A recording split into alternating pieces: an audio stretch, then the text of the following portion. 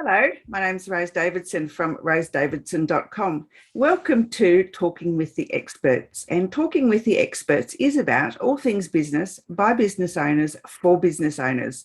And you can find it on all good podcasting streaming platforms and on YouTube. And I would encourage you to go and subscribe to the channel and press on the bell so that you know when the next video is uploaded. And I would so appreciate that. Thank you. Today, my guest is Cheyene, and he is from Accelerated Intelligence. And we're going to be talking about success, Amazon coaching, business, and entrepreneurship. And Shaahin's family escaped from Iran during the revolution in 1978 and moved to Los Angeles. And at 15, he left home with nothing but the clothes on his back and created over $1 billion in revenue by inventing the legendary smart drug known as herbal ecstasy. Woohoo. These childhood experiences had a major impact on his perspective of freedom, hard work, and entrepreneurship. Later on in life, he went on to invent digital vaporization, which is the forerunner to today's vapes, which I'm a fan. Love them. And he started a number of successful businesses with a couple of notable failures. Today, he is the founder and CEO of Accelerated Intelligence, a major Amazon seller with millions in sales, and lead coach at Amazon Mastery, where he teaches entrepreneurs how to crush it on the Amazon platform, and an active YouTube creator. Welcome, Shaahin. You have an impressive resume. Thank you for joining me. Yeah, thank you. Honored to be on. Terrific. So tell me a little bit more about your inventions. My goodness, I've never had an inventor on before. So my inventions, yeah, totally. I started in the 1990s. I basically left home when I was 15, invented what was one of the biggest smart drugs at the time. Ecstasy was huge in the 1990s. MDMA, methyl-dioxymethamphetamine, was a massive drug, but the quality of it had gone down all over the world. So what I did was I created a legal version of it. Now, mind you, I was a teen. I had no idea what I was doing. I walked into the clubs. I got the drug dealers to start selling my legal natural herbal supplements all over the world, including in Australia. And before my 18th birthday, 19th birthday, we got the news that we had broken over $1 billion in revenue. And I remember hearing that and panicking, not because it wasn't true, but panicking because I didn't know how much $1 billion was. That was the level of my sophistication in those days. And I had a crazy attorney who I had hired just on a lark. And this guy lived in a house with chickens. There was, the mob was interested. The Japanese mafia was interested in getting involved in our business. Wall Street was interested in investing in us. And it was a crazy time. And I write about it in my upcoming book, which is coming out in August, called Billion: How I Became King of the Thrill Pill Cult. And Rose, for any of your listeners, I do have a podcast called Billion: How I Became King of the Thrill Pill Cult, and it's all about the herbal ecstasy phenomena. So anybody that's interested, it's absolutely free. You can just look up Billion: How I Became King of the Thrill Pill Cult and listen to the first chapter of the book for free as well. Excellent. Thank you for sharing that. Yeah. So then the digital vaporization, how did that come about? Right. So also in the 90s, I was always thinking that we have been, as a culture, igniting stuff, lighting it to 1200 degrees, causing it to combust, and creating these carcinogenic elements. Carcinogenic meaning cancer causing. Smoke, tar, and carbon monoxide being our worst enemies. Those are the things that cause cancer. But indigenous cultures that are native to the land, those people have been using plant substances for years without very many ill side effects. So I decided to take a deeper look at is there a way where we can utilize these plants, inhale them, because inhalation is a really great way to be able to absorb the active elements. It's a fantastic delivery system.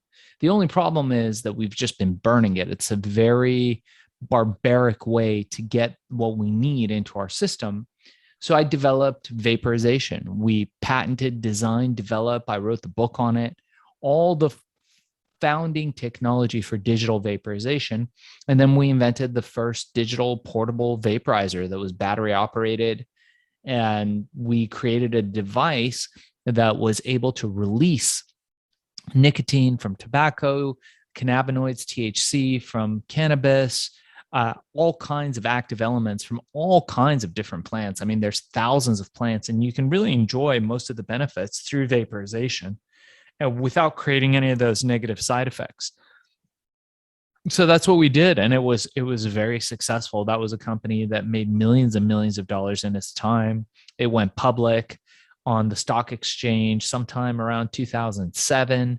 I, of course, exited just before then, but it was a very successful company and the forerunner to everything that you see now with people vaping and using that stuff, which, by the way, I'm not a fan of. Nor do I espouse the use of any inhaled stuff at the moment. Oh, okay. Yeah, I'm a great vapor. I gave up like smoking cigarettes and turned to vaping instead. Yeah. Just so that's, you know, now I'm hooked and it's my friend. That's the problem. It's deceptive because it's a lot lighter. It feels better. So you might guess, hey, maybe it is better. But the technology that I built, actually, interestingly enough, Rose, just use plants. So here's the deal with that. And I was just on Adam Carolla's show. Adam Carolla is a big TV host here in Los Angeles.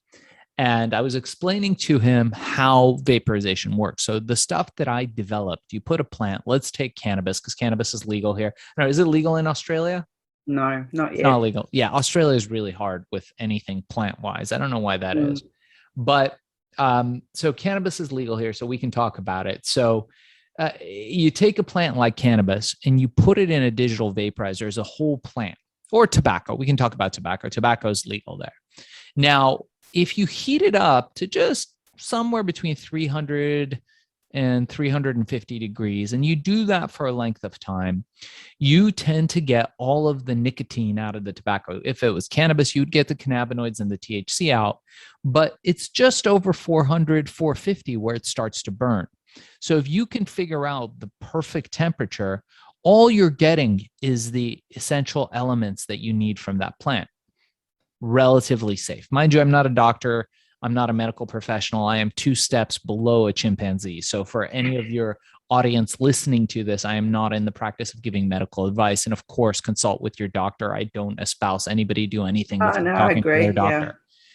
But with that said, relatively safe way, what we invented. Now, what happened was the first vaporizer, vape device that we built was large. It was the size of a ketchup bottle, and it took big lithium batteries, and it was a big thing. And we sold them all day long. It costs us about $40 to make. We sold them for $400. We sold them all day and all night. We couldn't keep them in stock long enough because people had no choice. We were the only option. You could smoke, you could use ours. Then as time went by, people started demanding, phones got smaller. Computers got smaller, laptops got smaller. People wanted their electronic devices smaller. So we got it down into a smaller ketchup bottle and a smaller bottle, and then something that was flat and like disc shaped. And then we finally got it to a thing that, put the vape in a bag. And then we got it to something the size of a cigar. And people really wanted to have that feeling of it being in a cigarette. Now, the problem comes when you get something that small, you still have to produce heat, and heat is expensive as far as physics go. To create heat is one of the most energy intensive systems. So you need batteries. So instead of solving that problem, what ended up happening in the industry is they found a substance, a substrate that they could use, something like glycerin and these other elements, and they could just put some of the THC or some of the tobacco, some of the nicotine elements onto that substrate, and that would volatilize in very low heat. So they wouldn't need massive batteries. They could do it with these little lithium watch batteries and make it into the shape of a little cigarette. Now that's all nice and good. Again, it's one of the things that, leads to innovation and it being very small and portable, and you can charge it with your computer and all those wonderful things. But at the same time, you're no longer using just the plant substance. You've got some other element in there that's untested in the human lungs. And that's why I don't espouse it. I think it's unknown what the effects of all these carriers of elements are. So now you're saying, okay, so now I am not smoking, which is great, Rose. You're not getting smoke, tar, carbon monoxide. However, what you are getting is whatever is in that carrier that they're using to deliver the nicotine into your lungs. And that is probably the biggest problem with, vaporization right now. Now, in the foreseeable future, presumably somebody could solve that problem. And that's a problem that, of course, as humanity, we could solve. I don't believe that as a society that we have to just say no to everything. Like there's ways where we can work around that and fix it. But for the time being, as being the person that was the forerunner and inventor of a lot of this technology, I don't espouse the use of it because I'm not sure how safe it is. Yeah, I've heard different stories about the oils and whatever that you're using, the glycerin and whatever. So they put holes in your lungs and all sorts of things. But we're getting a little bit off topic. But thank you for sharing how the vaporizer and the vape machine came to being, because it's quite interesting. You don't sort of think of someone inventing it, you just think, well, it's just there. And so yeah, it's an amazing story. So tell me a little bit more about Amazon coaching. How can people get and learn how to use Amazon to its best advantage, to their best advantage? Yeah, absolutely. So you had Herbal Ecstasy, which I did, which is a phenomena, created over $1 billion in revenue in its time, globally marketed and advertised. And you guys can check that out on that podcast that I gave you. We'll include it in the show links also.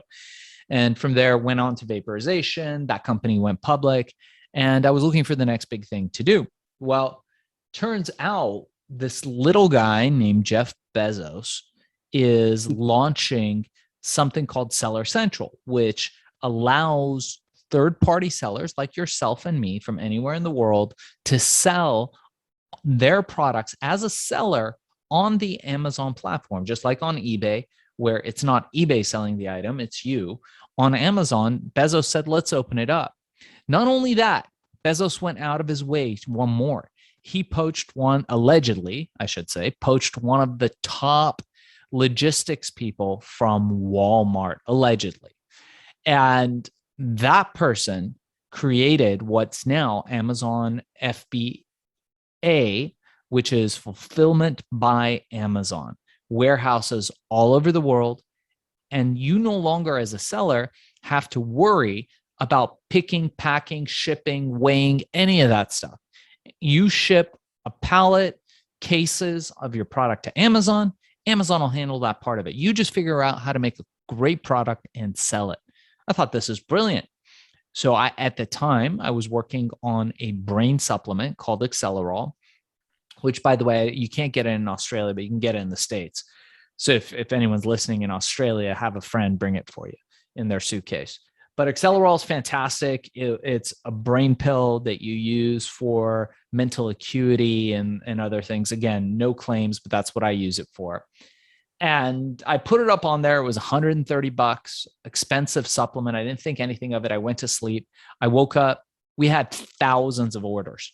And I thought, man, there's something to this. Amazon is going to blow up. No one's selling on there right now. Let me learn everything I can about this and become one of the top guys. So we did. And that was probably somewhere around 2010. And ever since, I've been launching companies, products, businesses on Amazon. I've been coaching people how to do it from all over the world. I've got people in Australia, people in South Africa. We've got people in the United Arab Emirates, all over the world, who start businesses selling on Amazon, creating predictable, recurring revenue streams where they can make money when they're sleeping, which is really what is most important to people. What you want to do is increase your time that you spend with your family, that you spend with your friends, that you spend enjoying the things that you want to do, and make the time where you're working and creating income more profitable for yourself without selling your hours. And I talk about this with people all the time. You want to get away from selling your hours. So how do you do that? Well, you have to think, Rose, foundationally. And we talk about foundational thinking. You have to have 4 pillars. A table with 4 legs is super strong. 3 legs, it could still stand, but maybe not as strong as 4 legs. 2 legs, you don't have a very good table. And 1 leg, good luck to you, buddy. Right? So the first leg, you should have a job, something that supports you, that pays your bills. Maybe you're selling your hours. Whatever it is, it keeps your family fed. It keeps you in stability. That's always the first pillar. The second pillar is you should have some investments. Hopefully you're investing in the stock market. You're compounding interest.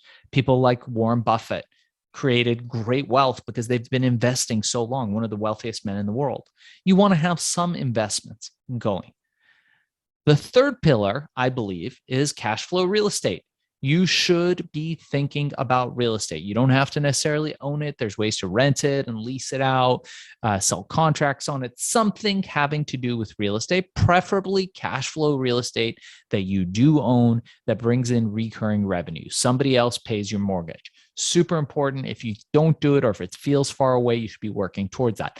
And the fourth pillar is you should have an e-commerce business. I don't know how things are in Australia right now, but in the United States, real estate is through the roof.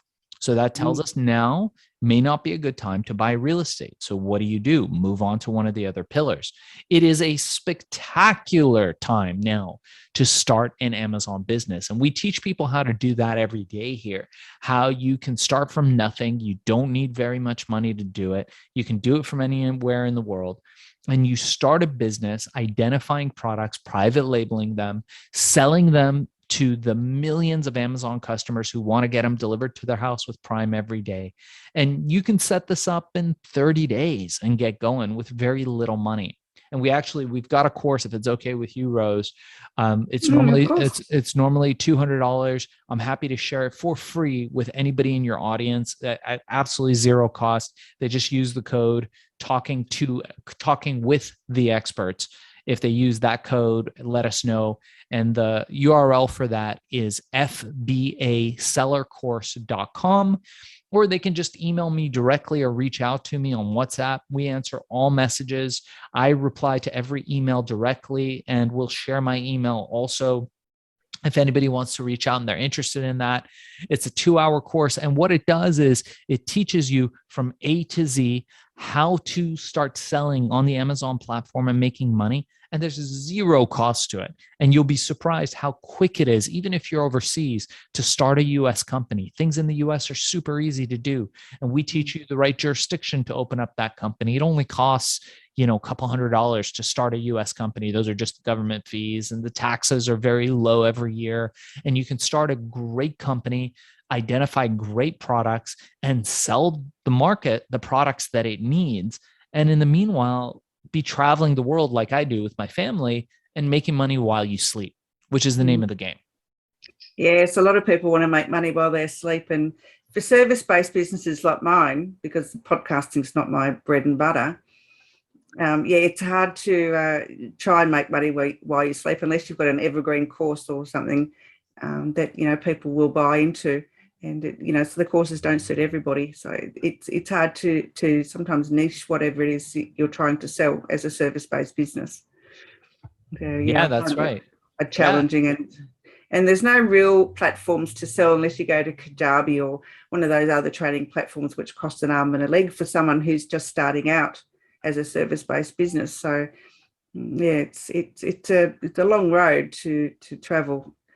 And unfortunately, Amazon sells products and doesn't sell services. So, well, services are difficult because you are selling your hours. So unless you've got a business plan. I coach people through this stuff all the time. And, any of your listeners are always free to contact me. I'm delighted to have a conversation with them and see how I can help them. But you want to get away from selling your hours, Rose. Ultimately, selling your hours is a distraction. And, I don't know much, but what I do know is that no matter who you are, Elon Musk, Jeff Bezos, Rose Davidson, or Cheyene, you've got the same amount of hours. We all have 24 hours. They don't make them. I know Elon tried. He tries to sleep on the floor, and he's been trying to invent new hours for a long time. And I know people talk about quantum theory and whatnot, and we won't get into that, but there really is not a way to create more hours. So what you have to do is learn how to be more efficient with the hours that you have. And we teach that. We teach that at Amazon Mastery. We teach how you use virtual assistants. We've got amazing people. We just hired a new virtual assistant in Nicaragua. Nicaragua is one of these great places where they have these amazing call centers, great quality of education, fantastic quality of life. People are doing really well, but $7, $8 an hour is a fortune there. And they do really well with that. And you will get people that are loyal, and you can use other people's hours. You will get people that are MBA quality, people that are experts in their field, great at doing all those little things that in places like the US and Australia, you might have to pay $15, $20 an hour, plus health insurance, plus benefits, plus. So we teach how to do that, how to outsource, how to use somebody else's hours while bringing them up in life and helping them. All our staff loves us.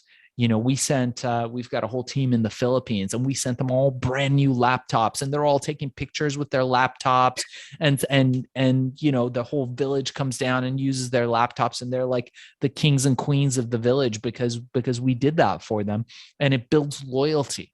So these are all little hacks that you can do where you can start building a team overseas that can run your business for you.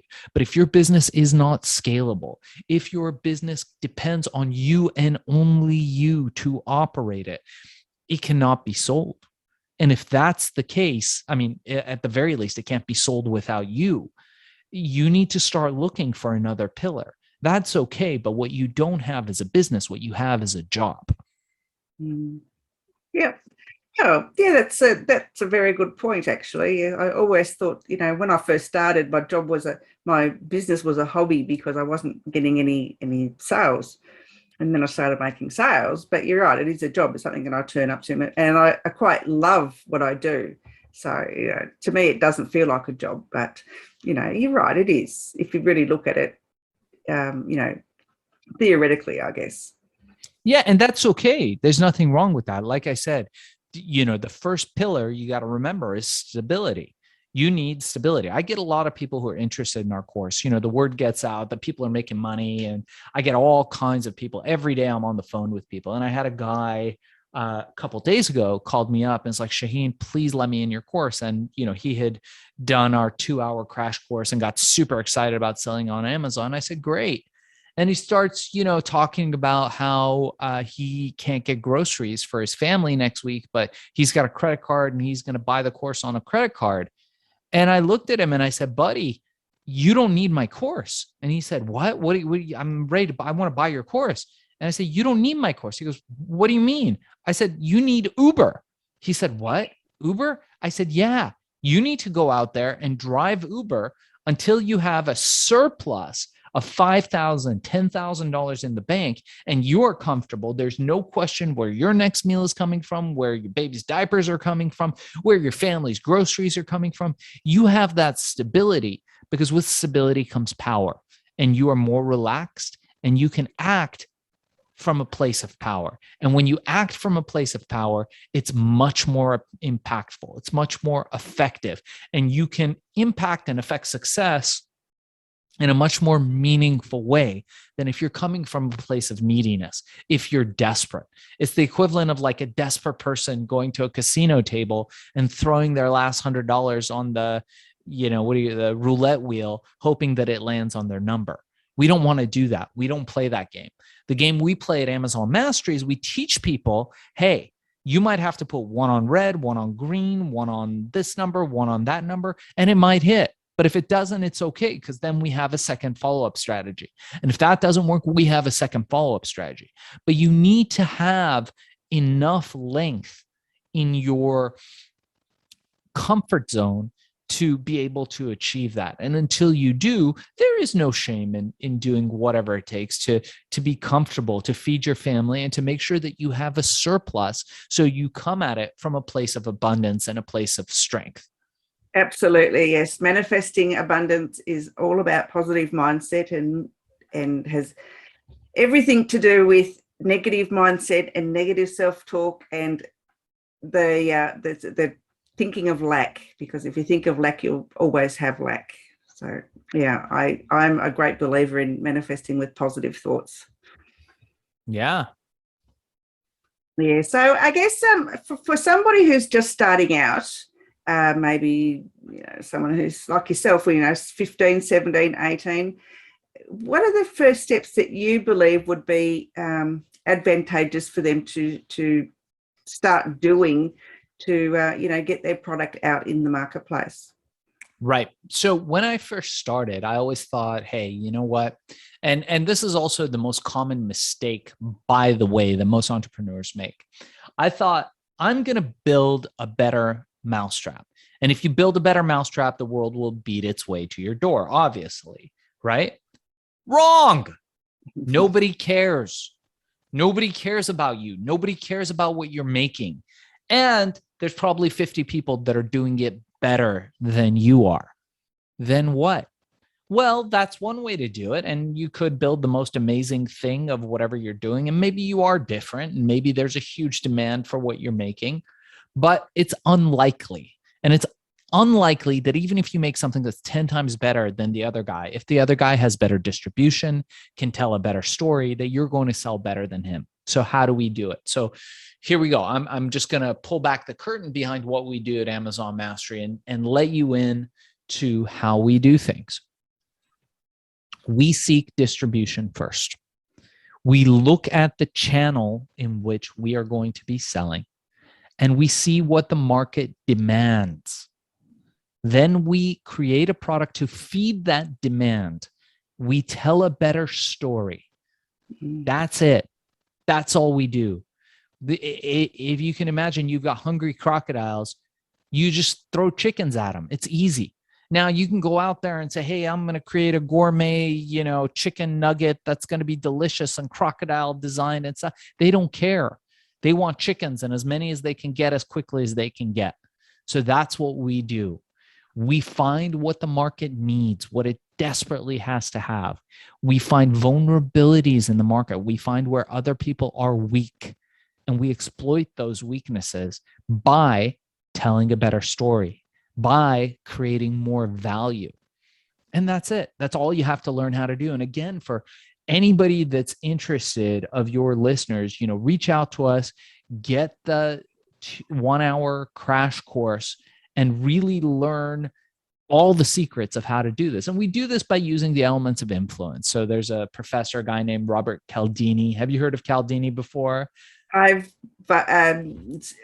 been around, but I've not delved into his work or anything. Sure. So Cialdini wrote the book Influence and his follow-up book Persuasion. And Cialdini is just amazing. And he talks about the 5 pillars of influence. Social proof. What's social proof on Amazon? Reviews. How do you get reviews? Likability. Is your product corporate and I am the blah, blah, blah? Or are you friendly? Do you sound, Rose, like my best friend? Scarcity. Can I get it everywhere? Is there a limited quantity available? We all know that when something is scarce, we want it more. Consistency. Are you consistent? Is your message consistent? And also, as a consumer, is it consistent with what I want? And reciprocity. Does it give me something that I feel obliged to give back to? So if you have these elements in place and you can apply them to the algorithm of Amazon, you will see incredible sales. And, I've got students that are doing $5,000 to $10,000 a month. And I know people that are doing 50 to 150 grand a month on Amazon. And that's dollars, US dollars. It's very doable. Amazon is wide open now. And people are constantly asking me, they're like, oh, isn't it too saturated? Isn't it too late to get in the Amazon game? And really, the answer is there is no better time than now. And there's a lot of people that are going to miss out on this rush because right now is not the time to get into real estate. That market is in a bubble all over the world. Real estate prices are unreasonably high because of, through the roof because of COVID.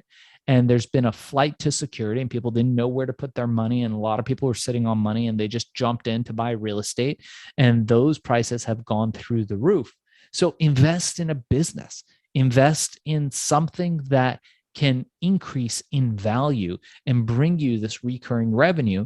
And then when real estate goes down, it always does from the dawn of time to now, then you can come in and, as they say, when there's blood on the streets, buy real estate. There will be an opportunity when the market crashes for you to come back and then build that third pillar, build that recurring real estate revenue. And then you'll never have a bad day. You wake up one day, the real estate market's down, your Amazon business will be on fire. You wake up one morning and Amazon's a little slow because people aren't buying physical products, goods. I've never seen that happen, but let's say that happens. Your real estate will be doing great. If that doesn't happen, you've got the other two pillars. Your investments are doing great. So you got to spread yourself out. You got to make sure that you're well diversified and that you're playing a foundational game, a long-term game. A lot of people talk about getting rich quick, and we live in such a short-term ADD kind of society.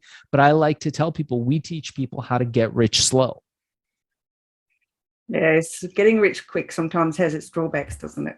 Yeah. It's, like you didn't know what $1 million was, $1 billion was, that's quite scary. So, Shaahin, your book's out in October. In August. Book's out in August, sorry. Yeah, so this month.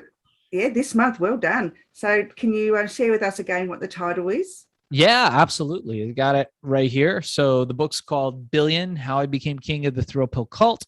You can order it on Amazon. It'll be on Kindle. If you guys read books on Kindle, the audiobook will be available on Audible and anywhere audiobooks are found.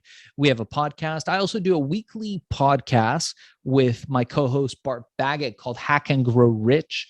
So please check that out. We always have great guests, people like Nolan Bushnell, the founder of Atari. We've got Jay Sammet, author of Future Proof You. We've had a lot of amazing guests on, and we will continue. We've got Chris Voss, the FBI negotiator, coming up, author of Never Split the Difference. He wrote the foreword to my book, Billion. So please check us out. Just go to YouTube, look up Hack and Grow Rich. Make sure to subscribe. And if there's any other way we can provide value to you, please make sure to check out our 1-hour course, absolutely free for listeners, of Talking with the Experts and Rose Davidson. And you can check that out on FBAsellercourse.com. And Rose will include that in the show notes for you. I will do. Thank you, Shaahin. It's been an absolute pleasure speaking with you today. And a wealth of information about the 4 pillars that we all need to embrace to make ourselves a success. Thank you, Rose. Pleasure to be on. Thank you for having me. Bye. Bye.